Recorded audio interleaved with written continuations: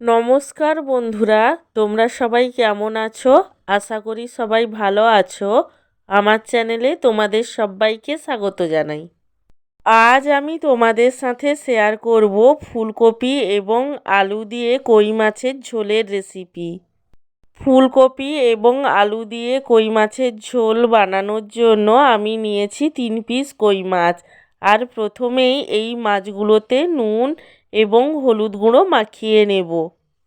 নুন এবং হলুদ গুঁড়ো মাখিয়ে মাছগুলোকে কিছুক্ষণের জন্য রেখে দেব, যাতে মাছগুলোর মধ্যে নুন এবং হলুদ ভালোভাবে ঢুকে যায়। মাছে নুন এবং হলুদ গুঁড়ো মাখানোর পরে ফুলকপিতেও আমি নুন এবং হলুদ গুঁড়ো মাখিয়ে নেব।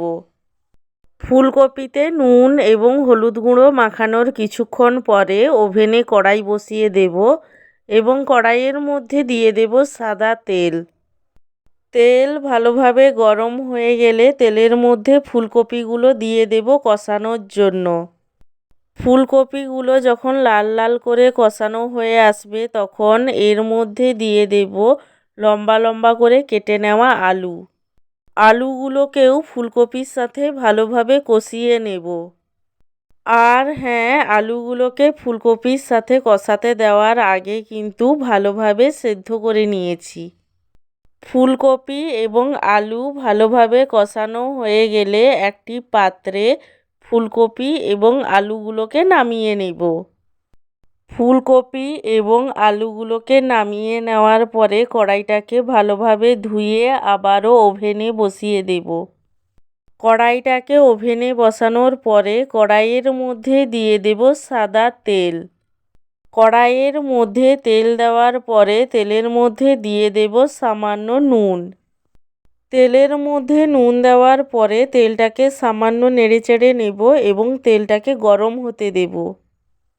তেল যখন ভালোভাবে গরম হয়ে যাবে তখন তেলের মধ্যে কই মাছগুলো এক এক করে দিয়ে দেব ভাজার জন্য। কই মাছগুলোকে উল্টে পাল্টে লাল করে ভেজে নেব, তবে কই মাছগুলোকে খুব কড়া করে ভাজবো না।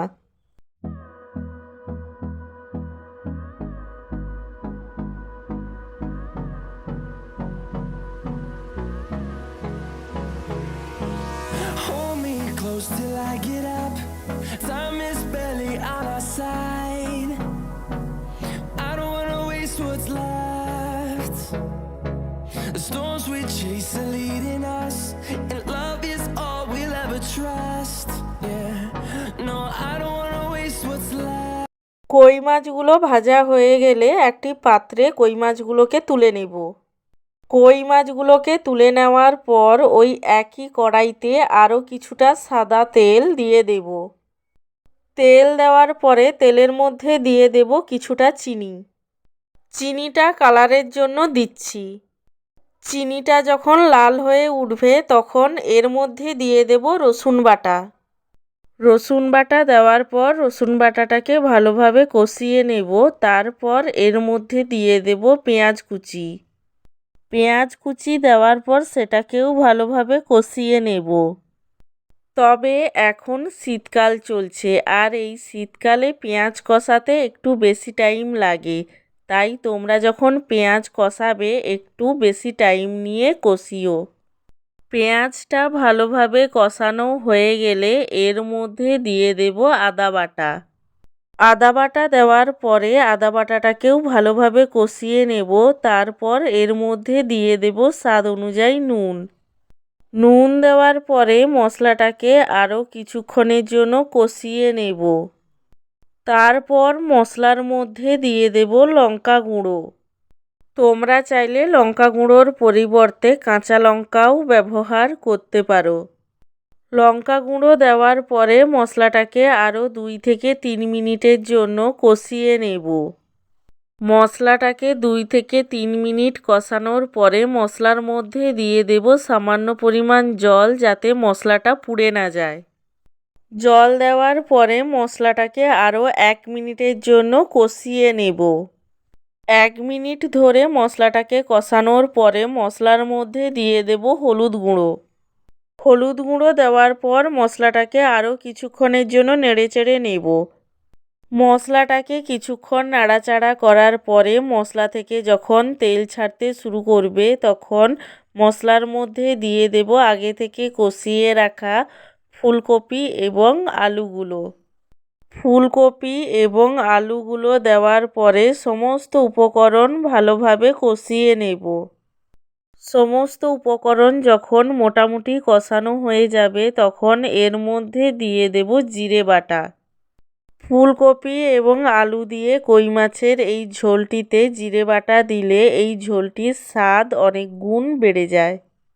ফুলকপি এবং আলু দিয়ে কই মাছের এই ঝোলটিতে জিরে বাটা দিলে এর স্বাদ যে অনেক গুণ বেড়ে যায় সেটা তোমরা ট্রাই করলেই বুঝতে পারবে।